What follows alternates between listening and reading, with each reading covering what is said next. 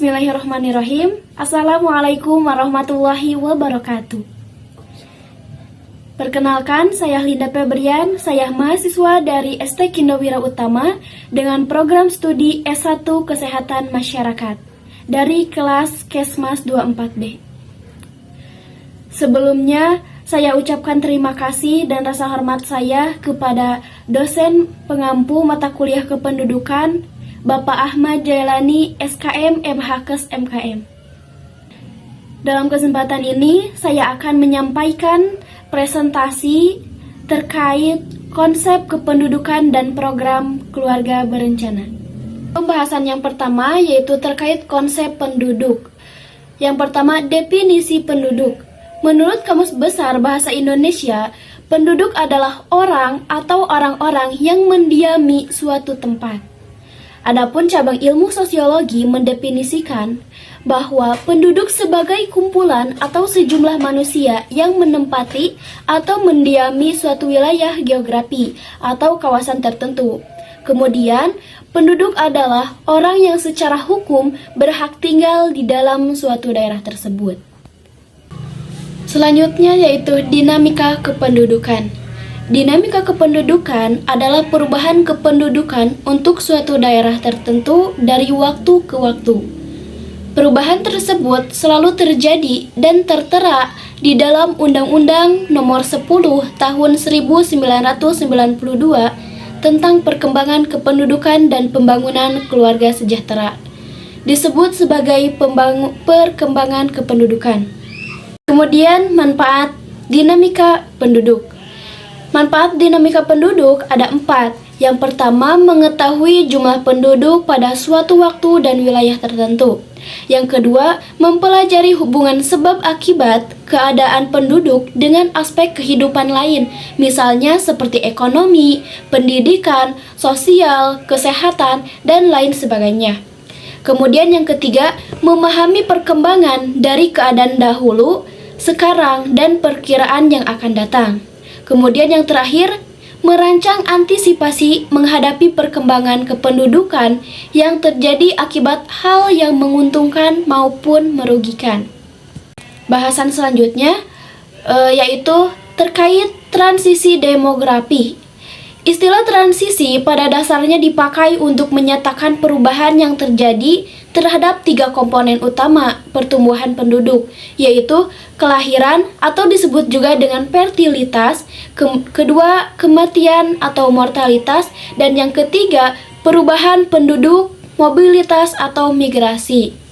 Ketiga komponen ini terbagi menjadi 2, yaitu fertilitas dan mortalitas termasuk ke dalam. Kemudian adanya transisi demografi dibedakan atas 4 tahap. Yang pertama, tahap preindustrial. Tahap preindustrial ini adalah pertumbuhan penduduk yang sangat rendah yang dihasilkan oleh perbedaan angka kelahiran dan kematian yang tinggi, sekitar 40-50 per 1000 penduduk. Kemudian tahap kedua yaitu industri awal. Angka kematian menurun dengan tajam akibat revolusi industri, serta kemajuan teknologi dan juga mulai ditemukannya obat-obatan terutama antibiotik pensilin. Dan yang tahap ketiga yaitu industrial. Angka kematian terus menurun dengan kecepatan yang melambat. Di pihak lain, angka kelahiran mulai menurun dengan tajam sebagai akibat dari perubahan perilaku, melahirkan, dan tersedianya alat atau cara kontrasepsi, serta adanya peningkatan pendidikan dan kesehatan masyarakat. Lalu yang terakhir, tahap keempat adalah mutur industrial. Angka kelahiran dan kematian sudah mencapai angka yang sudah sehingga angka pertumbuhan penduduk juga rendah yang dihasilkan dalam kondisi sosial dan ekonomi masyarakat yang maju.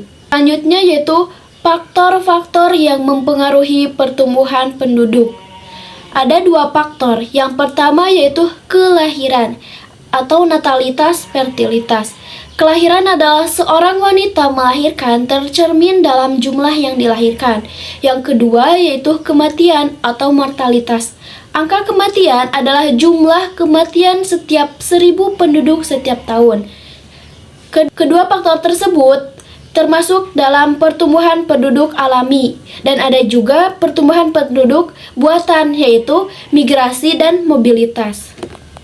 Selanjutnya, yang pertama yaitu kelahiran. Angka kelahiran terbagi menjadi dua, yaitu angka kelahiran kasar dan angka kelahiran khusus. Yang pertama, angka kelahiran kasar. Angka kelahiran kasar adalah jumlah tiap kelahiran 1.000 orang penduduk pada suatu daerah dalam waktu 1 tahun. Yang kedua, angka kelahiran khusus. Angka kelahiran khusus adalah angka yang menunjukkan banyaknya kelahiran hidup dari 1.000 wanita usia tertentu dalam waktu 1 tahun. Yang kedua yaitu kematian. Angka kematian kasar adalah angka yang menunjukkan jumlah kematian setiap 1.000 penduduk per tahun. Dan kemudian ada penggolongannya kematian kasar, yaitu yang pertama angka kematian rendah, jika angka kematian kurang dari 10. Yang kedua yaitu angka kematian sedang, jika angka kematian antara 10 sampai 20. Dan yang ketiga, angka kematian tinggi, jika angka kematian lebih dari 20. Yang kemudian ada yang disebut dengan angka kematian khusus. Angka kematian khusus adalah rata-rata banyaknya orang yang meninggal dari tiap 1.000 orang penduduk per tahun. Untuk selanjutnya yaitu adanya masalah-masalah kependudukan di Indonesia. Ada beberapa faktor. Yang pertama yaitu permasalahan kuantitas penduduk Indonesia. Yang diantaranya yaitu jumlah penduduk Indonesia, pertumbuhan penduduk Indonesia, kepadatan penduduk Indonesia, dan susunan penduduk Indonesia. Susunan penduduk Indonesia ini terbagi menjadi 4. Yang pertama, penyediaan fasilitas kesehatan, penyediaan fasilitas pendidikan bagi anak usia sekolah. Yang ketiga, penyediaan lapangan pekerjaan bagi penduduk kerja. Dan yang keempat, penyediaan fasilitas sosial lainnya yang mendukung perkembangan penduduk usia muda. Kemudian masalah yang kedua yaitu permasalahan kualitas penduduk di Indonesia. Yang pertama yaitu tingkat kesehatan, yang dimana tingkat kesehatan di Indonesia itu sangat rendah sekali. Dan yang kedua, tingkat pendidikan. Tingkat pendidikan ini disebabkan oleh beberapa faktor. Yang pertama, lamanya sekolah. Kedua, tingkat melek huruf. Yang ketiga yaitu tingkat pendapatan per kapita. Dan yang ketiga yaitu pendapatan penduduk, yang dimana penduduk itu krisis ekonomi atau kurang dalam hal ekonomi. Kemudian saya menampilkan sebuah data jumlah kepadatan penduduk di Indonesia per provinsi. Dan di sini rata-rata Indonesia itu pada tahun 2000 dari 2020 sampai 2025, dan sekarang pada tahun 2025 rata-rata penduduk jumlah kepadatan penduduk di Indonesia yaitu 273.651,4 penduduk di Indonesia. Nah, kemudian adanya upaya mengatasi masalah kependudukan. Yang pertama yaitu adanya program keluarga berencana atau disebut dengan KB. Dan yang kedua, penyediaan pelayanan kesehatan reproduksi. Yang ketiga, peningkatan akses terhadap pendidikan. Dan yang terakhir, peningkatan kesempatan kerja. Langsung saja yaitu ke pembahasan yang kedua yaitu keluarga berencana atau KB. Selanjutnya yaitu definisi keluarga berencana. Keluarga berencana menurut Family Planning Parenthood merupakan suatu usaha menjarangkan atau merencanakan jumlah dan jarak kehamilan dengan menggunakan kontrasepsi. Kemudian, menurut WHO, KB adalah tindakan yang membantu individu atau pasutri untuk mendapatkan objektif tertentu, menghindari kelahiran yang tidak diinginkan, mendapatkan kelahiran yang diinginkan, mengatur interval di antara kehamilan, dan menentukan jumlah anak dalam keluarga. Kemudian dari beberapa pengertian dapat disimpulkan bahwa pengertian di atas pengertian keluarga berencana,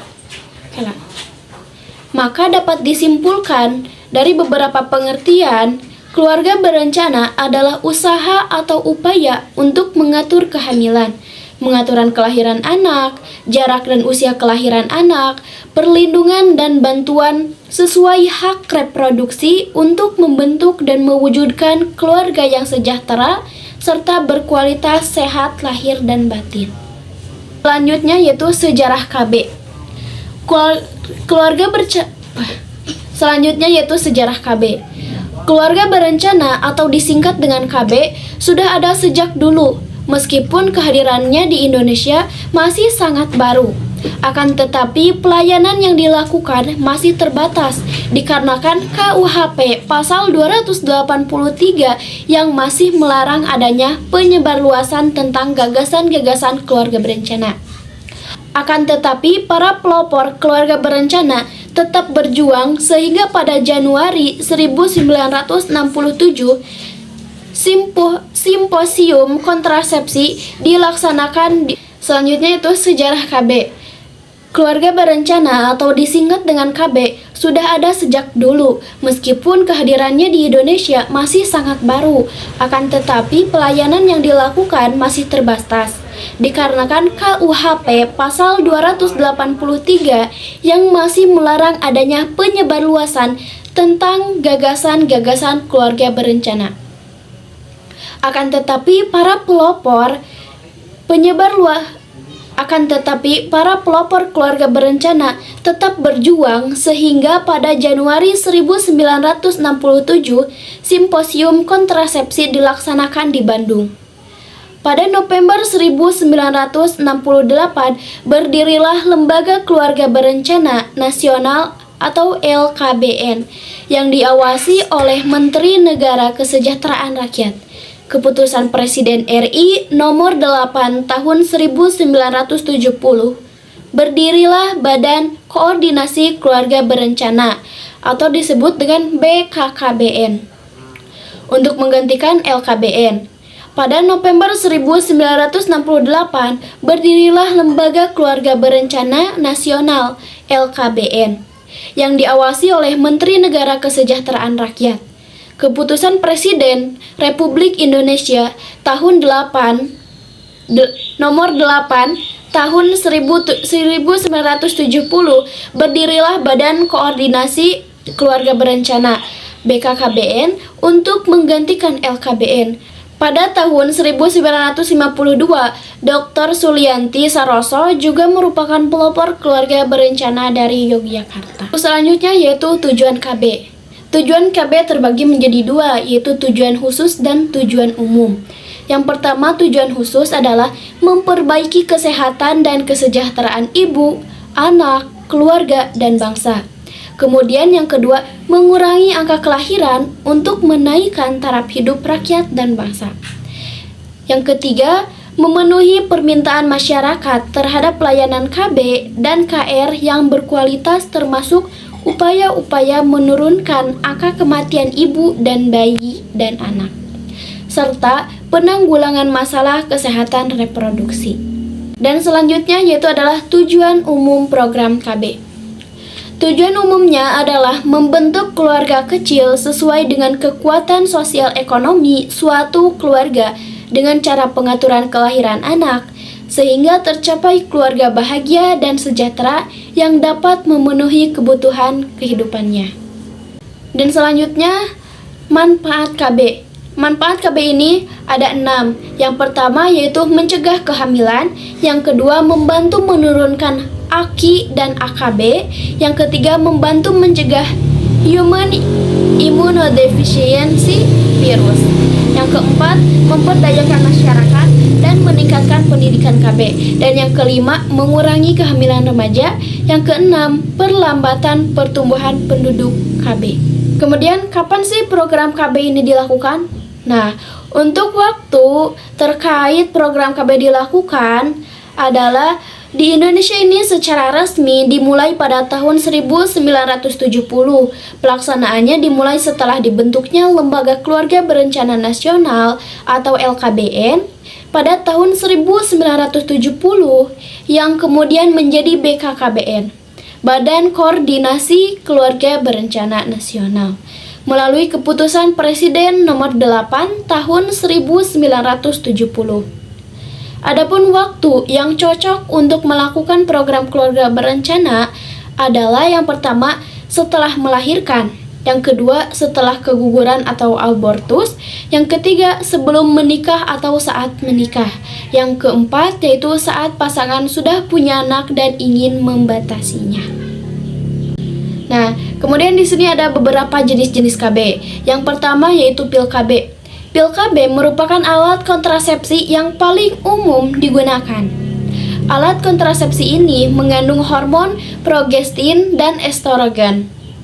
Untuk mencegah terjadinya ovulasi, pil KB umumnya terdiri dari 21 sampai 35 tablet yang harus dikonsumsi dalam satu siklus atau secara berkelanjutan. Kondom adalah alat kontrasepsi yang praktis dan mudah ditemukan di mana saja. Bukan hanya itu, kondom juga sangat mudah digunakan, meski lebih umum ditemukan kondom untuk pria. Tersedia juga kondom untuk wanita. Memakai kondom menjadi cara efektif dalam mencegah terjadinya pembuahan saat berhubungan seks. Jenis KB yang ketiga yaitu spermisida. Spermisida adalah zat kimia yang dapat merusak sperma yang bisa berbentuk krim, gel, busa, atau supositori. Dan yang keempat adalah suntik KB. Suntik KB merupakan alat kontrasepsi yang mengandung hormon progestin dan mampu menghentikan terjadinya ovulasi berdasarkan periode penggunaannya. Ada dua jenis suntik KB, yaitu suntik KB 3 bulan dan 1 bulan. Kelima, implan. KB implan atau susuk merupakan alat kontrasepsi berukuran kecil dan berbentuk seperti batang korek api.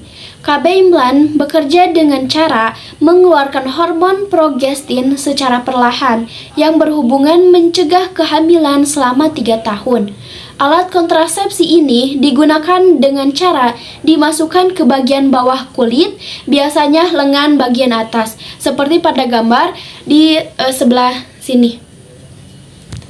Keenam yaitu iud. Iud adalah alat kontrasepsi berbahan plastik dan berbentuk menyerupai huruf T yang diletakkan di dalam rahim. Iud atau KB spiral dapat mencegah kehamilan dengan cara menghalangi sperma agar tidak membuahi sel telur. Dan yang terakhir yaitu diafragma. Diafragma adalah cup berbentuk bulat cembung terbentuk dari lateks atau karet yang diinsersikan ke dalam vagina, kemudian berhubungan seksual dan menutup serviks. Dan kemudian adanya jenis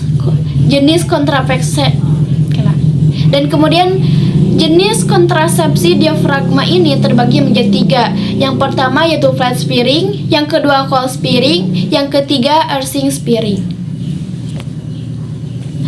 Nah, kemudian di sini ada sasaran program KB.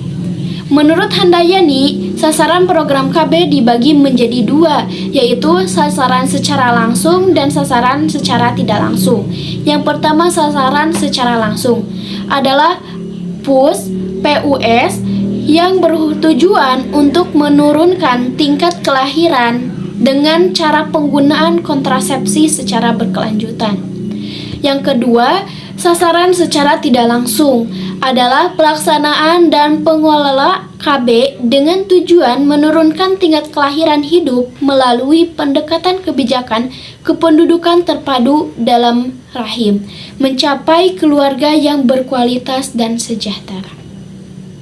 Kemudian, ruang lingkup program KB. Ruang lingkup program KB ini yang pertama adanya ibu. Tercegahnya kehamilan yang berulang kali dalam jangka waktu yang terlalu pendek dan meningkatkan kesehatan mental dan solusi. Dan yang kedua yaitu suami.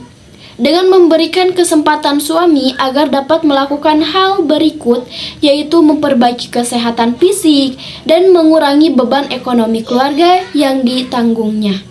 Dan yang ketiga yaitu seluruh keluarga. Dilaksanakannya program KB dapat meningkatkan kesehatan fisik, mental, dan sosial setiap anggota keluarga dan bagi anak dapat memperoleh kesempatan yang lebih besar dalam hal pendidikan serta kasih sayang dari kedua orang tuanya. Nah, kemudian di sini adanya strategi pendekatan KB. Strategi pendekatan KB yaitu yang pertama pendekatan ke masyarakat, yang kedua pendekatan koordinasi, yang ketiga pendekatan integratif, yang keempat pendekatan kualitatif, yang kelima pendekatan kemandirian. Selanjutnya pendekatan 3 dimensi. Selanjutnya, tahap penggarapan program lebih difokuskan lebih kepada sasaran. Dan selanjutnya, mengarahkan kepada upaya menjadi akseptor KB sebanyak-banyaknya. Kemudian tahap pelembagaan, dan yang terakhir adalah tahap pembudayaan program KB.